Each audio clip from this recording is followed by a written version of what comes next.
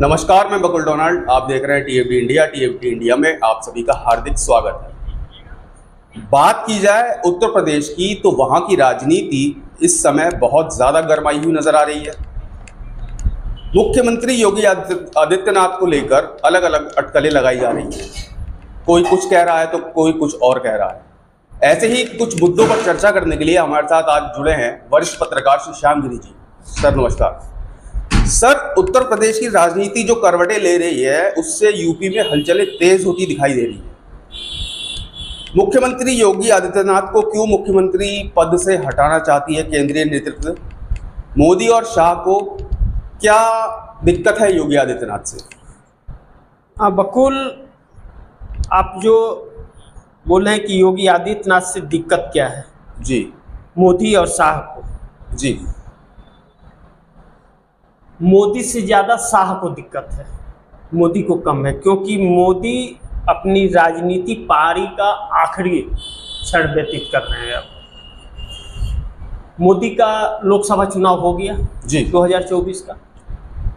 2029 में मोदी चुनाव लड़ने लायक उनकी उम्र नहीं रहेगी, वह संन्यास ले लेंगे जी। और जो करारी हार का सामना करना पड़ा है नरेंद्र मोदी को 2024 में, और नरेंद्र मोदी वाराणसी से जिस तरह हारते हारते बचे हैं जी, 29 में वह लड़ने की हिम्मत नहीं जुटा पाएंगे। और ना ही अभी 2024 में जो 240 लोकसभा की सीटें जीत के आई है भाजपा, वह सीटें भी 29 में बरकरार रहेगी, इसकी गारंटी कोई नहीं दे सकता। कोई नहीं मतलब कोई भी नहीं। भाजपा का कोई भी व्यक्ति दावे से कह दे कि इस 240 के परफॉर्मेंस को वह 2029 में पूरा कर देगा, मैं बिल्कुल मानने को तैयार नहीं हूं। और आप देखिएगा 2029 में। लेकिन सवाल यह है कि क्या 2029 तक यह सरकार चल पाएगी मौजूदा जो मोदी की है जी, इस पे भी शक है। क्योंकि जो बैसाखियों की सरकार हो और वह बहुमत की सरकार अपने आप को समझती हो जी, तो वह सरकार कितने दिन चलेगी इस चीज की गारंटी नहीं है। पहली चीज। नंबर 2, बिल्कुल बिल्कुल, उत्तर प्रदेश आज इसलिए चर्चा में है कि उत्तर प्रदेश से योगी आदित्यनाथ को वह कुर्सी से हटाना चाहते हैं। आपके सवाल भी यही जी। उत्तर प्रदेश के अंदर 2014 में जब कांग्रेस के खिलाफ एक लहर थी और विकल्प ढूंढा जा रहा था, उस समय मोदी को प्रोजेक्ट किया गया था। उस समय कांग्रेस के अलावा विकल्प ही भाजपा थी जी, सही कह रहे हैं। विकल्प के तौर पे एक ही पार्टी थी, वह भाजपा थी। और मोदी हिंदुत्व को लेकर के थोड़ा बहुत 1-2 साल पहले से मतलब अपने आप को प्रोजेक्ट कर रहे थे, हिंदुत्व को लेकर ज्यादा तेज नजर आ रहे हैं। हाँ, अपने आप को प्रोजेक्ट कर रहे थे। और उद्योगपति जो खास इनके बड़े बड़े उद्योगपति थे, वह इनके पीछे खड़े थे जी। अब जब सीएम की रेस में लाल कृष्ण आडवाणी थे, तो माफ कीजिएगा, पीएम के रेस में लाल कृष्ण आडवाणी थे, तो उनके सामने एक ही रुकावट थी, पैसे की। मैं कहता हूं एस मनी एस फना फनी, नो मनी नो फना फनी, यानी कि पैसा बोलता है जी। अब नरेंद्र मोदी के पीछे पैसे वाले खड़े थे खर्च करने के लिए, आडवाणी के पीछे नहीं थे। और यह साजिश थी, कहीं ना कहीं यह सुनने में आता है कि मोदी की यह साजिश। अब आडवाणी को साइडलाइन कर दिया जाता है जी, और मोदी को आगे कर दिया जाता है। चूंकि देश की जनता के पास विकल्प नहीं था तो मोदी को चुन लिया गया, वो लहर में आ गए मोदी, वरना भाजपा आने वाली नहीं थी, यह तय था। और विपक्ष एकजुट नहीं था। तो 2014 में उसी उत्तर प्रदेश जो के अंदर 71 सीटें जीत करके लाती है भाजपा, सबसे बड़ा, और राजस्थान गुजरात से 26 की 26 सीटें ले आती है जी। यह सीटें 100 के आंकड़े को छू लेती है। सरकार इन 2 राज्यों के बदौलत सरकार बनाने की स्थिति आ जाती है। अब राजस्थान से भी 25 की 25 सीटें जीत गए, मध्य प्रदेश से भी जीत गए, तो एक बहुमत के नजदीक पहुंच गए, 285 के आसपास जब पहुंच गए थे। महाराष्ट्र में 48 में 41 सीटें आ गई। मतलब बहुमत के आंकड़े को पार कर गए जी। लेकिन 2017 में विधानसभा चुनाव होता है उत्तर प्रदेश का, और योगी आदित्यनाथ कड़ी मेहनत करते हैं, और एक लहर भी थी, चूंकि 2 साल ही बीते थे, अभी 2-3 साल, 2 साल ही बीते थे, तीसरा साल चल रहा था, लहर थी अभी, और हर हर मोदी घर घर मोदी हो रहा था, ताली थालियां बज रही थी। तो उत्तर प्रदेश में भाजपा की सरकार आ गई जी। कल्याण सिंह के बाद पहली बार भाजपा की सीट आई, फिर सरकार आई उत्तर प्रदेश के अंदर। अब कई लोगों को बनाने का प्रयास हो रहा था, लेकिन योगी आदित्यनाथ को बनाया गया कि उत्तर हिंदुत्व का एक बहुत बड़ा चेहरा थे योगी आदित्यनाथ, और योगी आदित्यनाथ पर सबकी सहमति थी और वह फायदेमंद थे उत्तर प्रदेश के लिए, तो उन्हें बना दिया गया। 19 में परिणाम उसका यह हुआ कि 19 में 62 सीटें आई, लेकिन वह योगी के दम पे आई, 19 में मोदी के दम पर सीटें नहीं आई। और इस बार 24 में, इन तथ्यों को दर्शकों को अपने समझाना जरूरी है, इसीलिए मैं थोड़ा सा इसको विस्तार से समझा रहा हूं, ताकि बातें इस कहानी का जड़ कहां है वह समझ आए, जनता की समझ में आनी चाहिए, समझ आए। तो योगी आदित्यनाथ ने 80-20 का कार्ड खेला 19 में, और पुलवामा हमले का देश भक्ति के नाम पर वोट मांग रहे थे मोदी जी, कि वीर शहीद जवानों के नाम आपका एक वोट मिलेगा क्या, इस पर मांग रहे थे, मिला। और योगी आदित्यनाथ 62 लोकसभा की सीटें निकालने में सक्षम हो गए। लेकिन 24 में परिस्थिति ऐसी बनी, 19 के बाद से गुजरात लॉबी का कब्जा हो गया पार्टी के ऊपर। 19 तक नहीं था लेकिन लोगों को समझ नहीं आ रहा था। 19 में सक्रिय हो गई गुजरात लॉबी। अमित शाह और नरेंद्र मोदी, अमित शाह को उस समय गृह मंत्री रहे, राजनाथ सिंह को हटा करके रक्षा मंत्री बनाया जाता है, और अमित शाह को गृह मंत्री, यानी कि प्रधानमंत्री और गृह मंत्री, पूरा देश पे कब्जा और भाजपा पे कब्जा गुजरात लॉबी का।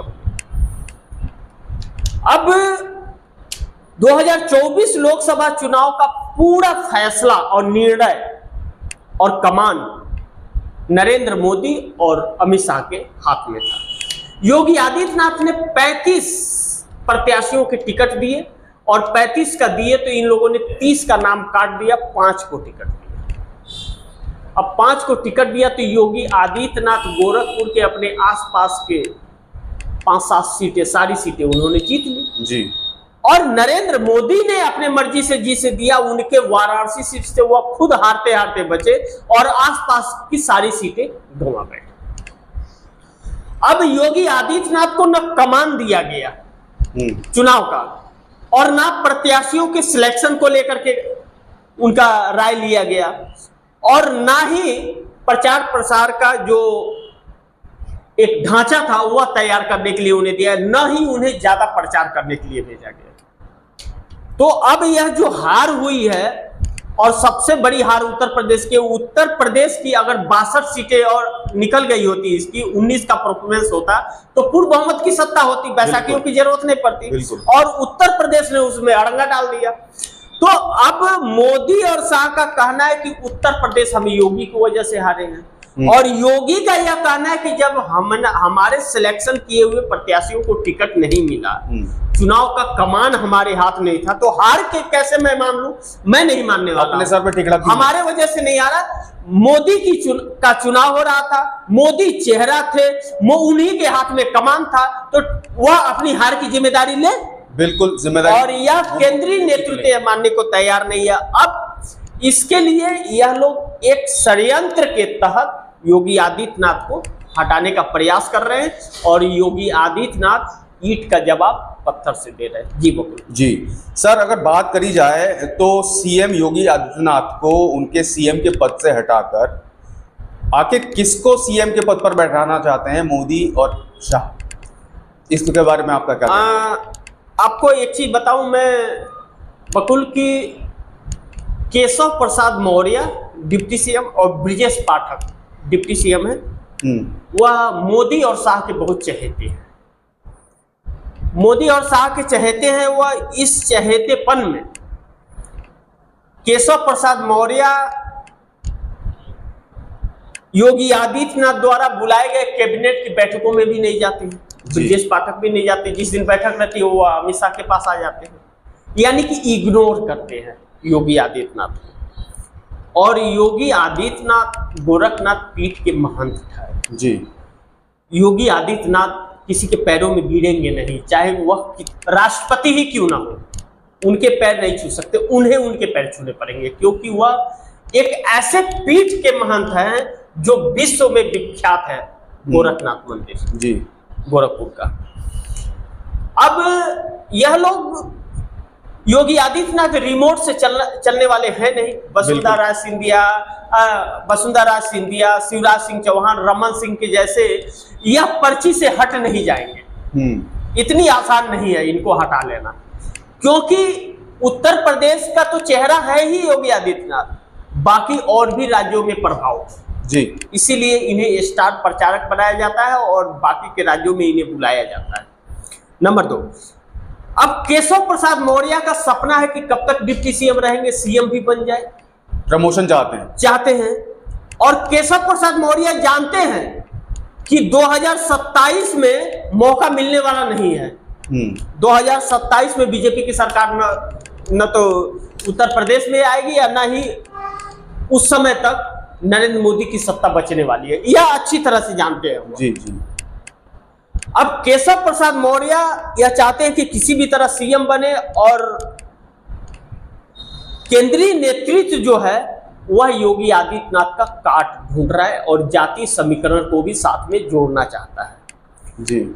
जिस दिन योगी आदित्यनाथ का काट मिल गया उस दिन 2 सेकंड नहीं लगेंगे, योगी आदित्यनाथ को सस्पेंड कर दिया जाएगा और कुर्सी से इस्तीफा उन्हें देना पड़ेगा।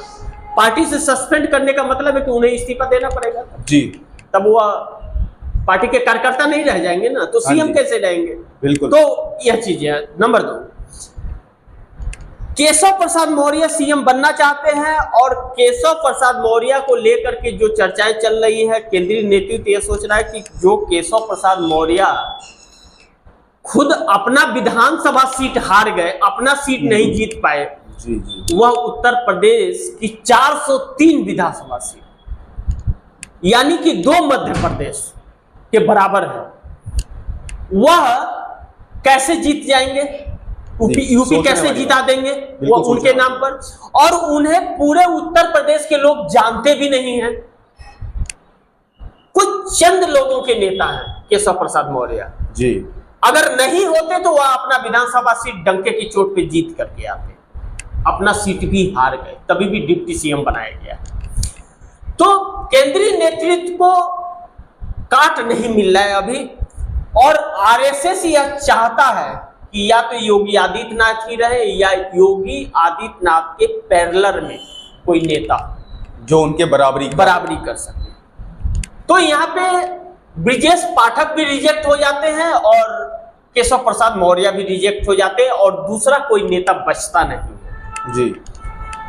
नंबर 3 की राजनाथ सिंह है एक चेहरा जिन्हें उत्तर प्रदेश में लोग जानते हैं और वह सीएम भी रह चुके हैं उत्तर प्रदेश का। राजनाथ सिंह को अगर सीएम बनाया जाता है, और राजनाथ सिंह भी ठाकुर बिरादरी से आते हैं और योगी आदित्यनाथ भी ठाकुर जी, तो ठाकुर और ब्राह्मणों का जो यह एक मेल है, ठाकुर कहीं ना कहीं इस 2024 चुनाव में भाजपा से छटक गए, हटे हैं, वह भाजपा का साथ छोड़े हैं जी। और राजनाथ सिंह ने भी बहुत समझाने का प्रयास किया था, लेकिन राजनाथ सिंह के अलावा और कोई चेहरा मिल नहीं रहा है। क्या अब सवाल उठता है कि राजनाथ सिंह जाएंगे सीएम बनने के लिए रक्षा मंत्रालय छोड़ करके? इसमें भी शक है। लेकिन केंद्रीय नेतृत्व जिस तरह मोदी का आज तक का इतिहास रहा कि नरेंद्र मोदी कहेंगे कि देख लीजिए, या तो उत्तर प्रदेश का सीएम बन जाइए या तो आपको रक्षा मंत्रालय से मैं हटा देता हूं, दोनों में क्या चाहिए आप सोच लीजिए जी। तो राजनाथ सिंह कंप्रोमाइज करके सीएम बनने को तैयार हो जाएंगे, क्योंकि राजनाथ सिंह ने अपनी छवि जो इन 10 सालों में धूमिल की है जी, उससे यह साफ लगता है कि वह राजनीति छोड़ने से बेहतर वह सीएम बनना पसंद करेंगे, क्योंकि वह राजनीति से अभी गायब नहीं होना चाहते। समझ रहे हैं? जी जी जी। क्योंकि राजनाथ सिंह अगर इस तरह देखिए, नितिन गडकरी राजनाथ सिंह एक जोड़ी है और पुराने कैडर के यही दो नेता बचे हैं। नितिन गडकरी नहीं झुके मोदी के सामने, लेकिन राजनाथ सिंह 10 सालों से झुक रहे हैं, न तो कोई आवाज उठाते हैं, जबकि नितिन गडकरी तो कई कई रैलियों में बोल भी देते हैं मोदी के खिलाफ तुरंत, लेकिन राजनाथ सिंह ने हिम्मत नहीं जुटा पाई। और राजनाथ सिंह की यह अंतिम पारी है, उनकी अगले चुनाव में वो अभी नजर नहीं आ रहा। अब इस चीज को देखते हुए राजनाथ सिंह क्या चुनाव जिता देंगे, इस पे भी शक है, क्योंकि राजनाथ सिंह के नाम पे भी वोट नहीं मिलने, बहुत मुश्किल से हुआ भी जीते हैं चुनाव। इन तथ्यों को देखते हुए अभी तक कोई है नहीं, लेकिन केशव प्रसाद मौर्य अपने आप को सीएम समझ रहे हैं, अब समझना शुरू कर दिए कि हमारे अलावा कोई ऑप्शन नहीं है, लेकिन ऐसा है नहीं। हकीकत तो यह है कि केंद्रीय नेतृत्व को अभी तक योगी आदित्यनाथ का काट मिला ही नहीं है। जिस दिन मिलेगा उस दिन उनको कुर्सी से हटा दिया जाएगा। जी बकुल जी। सर, अगर बात करी जाए, अगर योगी को उत्तर प्रदेश के सीएम पद से हटा दिया जाता है, जो कि सर इस देश का सबसे बड़ा सूबा है उत्तर प्रदेश जो है, तो सर क्या भारतीय जनता पार्टी को कोई कीमत भी चुकानी पड़ सकती है? अगर वो सीएम योगी आदित्यनाथ को पद से हटा देते हैं तो क्या कीमत हो सकती है सर? कीमत होगी कि भारतीय जनता पार्टी तकरीबन 40 साल तक सत्ता का मुंह नहीं देख पाएगी, न यूपी में और न दिल्ली में, यह तय है जी। 40 साल, दर्शक भी नोट कर लें, न यूपी के अंदर और न दिल्ली के अंदर। अब मैं आपको इसको विस्तार से बता देता हूं।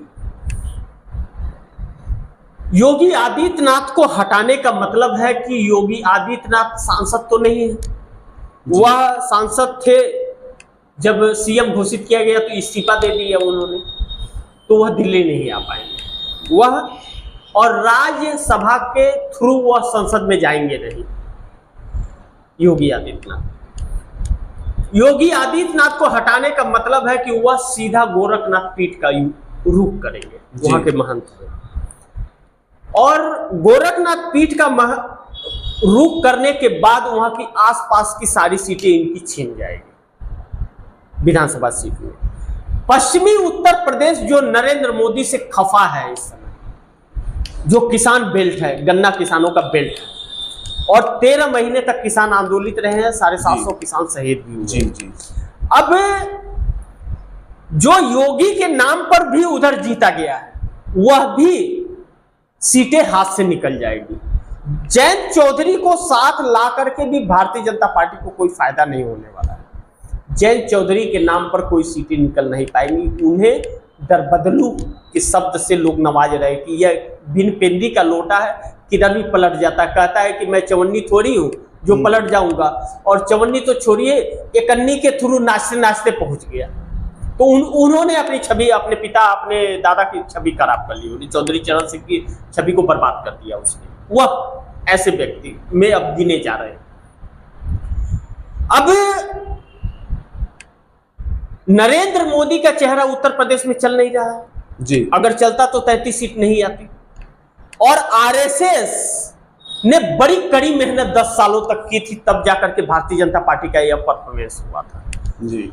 आरएसएस नहीं चाहता कि कांग्रेस की सत्ता आए, बिल्कुल, क्योंकि अगर कांग्रेस की सत्ता आई तो राहुल गांधी ही मुख्य अंग होंगे उस पार्टी के प्रधानमंत्री पद के लिए जी। और लोकप्रियता नरेंद्र मोदी से बहुत हाई होती जा रही है दिन प्रतिदिन। जी जी, लगातार बढ़ रही है। जितना रोकने का और छवि खराब करने का यह कोशिश कर रही है भाजपा, उतने ही उनकी छवि बनते जा रही है। बिल्कुल, अगर राहुल गांधी बन गए तो आरएसएस समाप्त हो जाएगा जी। आरएसएस को यह डर है।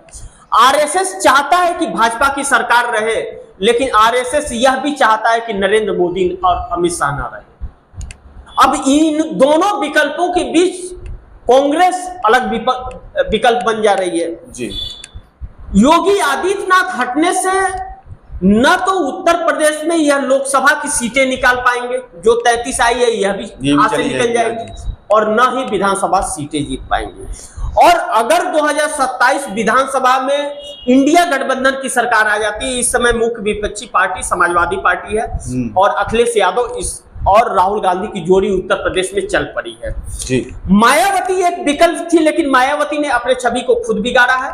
मायावती को लेकर के बहुजनों में बहुत आक्रोश है कि यह इन्होंने बार्गेनिंग किया और भारतीय जनता पार्टी के लिए काम करती रही। यह चीज वह समझ गए कि संविधान का रक्षा अगर करना है तो वह कांग्रेस ही कर सकती है और सत्ता में वही आ सकती है, बाकी कोई नहीं आ सकता है। यही वजह है कि मुस्लिम और SC ST दलित तो ने रुख किया और कुछ क्षत्रिय और ब्राह्मणों ने भी रुख किया है। यही तो भारतीय जनता पार्टी का सबसे बड़ा डर का कारण है जी, कि क्षत्रिय और ब्राह्मण जो उसके पक्ष में रहते थे उन्होंने भी अब कांग्रेस का रुख करना शुरू कर दिया है। और योगी आदित्यनाथ को हटाने से यह साफ तय होता है कि योगी आदित्यनाथ के हटते ही भारतीय जनता पार्टी का वजूद समाप्त हो जाएगा और फिर योगी आदित्यनाथ को सीएम या बना नहीं सकते और इनको हटा करके फिर उनको अगर बोलेंगे सीएम बनने के लिए तो वह बनेंगे नहीं।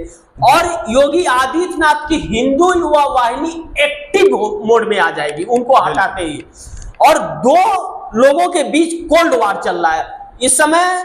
योगी आदित्यनाथ के जो हैं लोग वर्कर्स हैं और जो अमित शाह मोदी के वर्कर हैं, कोल्ड वार चल रहा है दोनों के बीच में।